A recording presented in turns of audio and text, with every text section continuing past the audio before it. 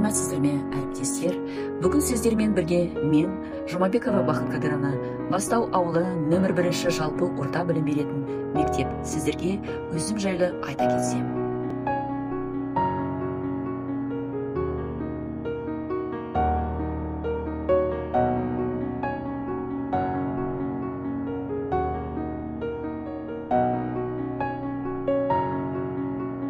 Өмірімнің мәні ұстаздық жолым 1987 жыл.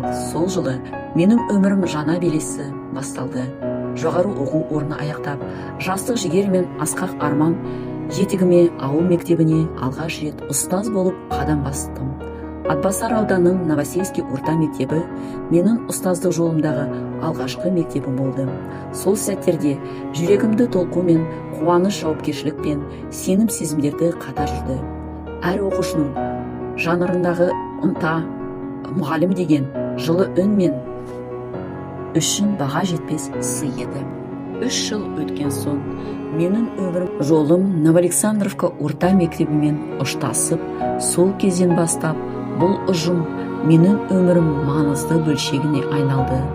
Содан бері 35 жыл бойы осы білім ордасында ұстаздық етіп келемін. Жылдар өткен сайын менің мамандығыма деген сүйіспеншілік артып, шәкірттермен бірге жасарып келемін.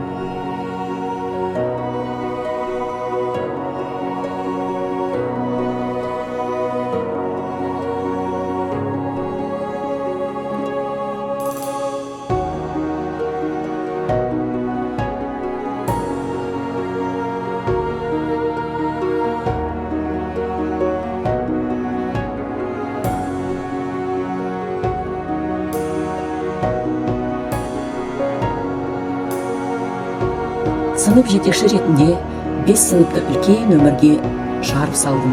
Қазір олар елдің ер түпкірінде жүрген абыройлы азаматтар, ұстаздар, дәрігерлер, инженерлер, шығармашыл тұлғалар. Олардың табысы менің жүрегімді жылытатын ең асыл сезімдердің бірі. Оқушыларым да талай жарыстарға мен оқуларда Мағжан Жұмабаев, Абай, Махамбет, Ильяс Есенберлин жүлделі орындарға ие болып, ұстаз үмітін ақтап келеді. Әр жеңіс менің жанымның қуанышы.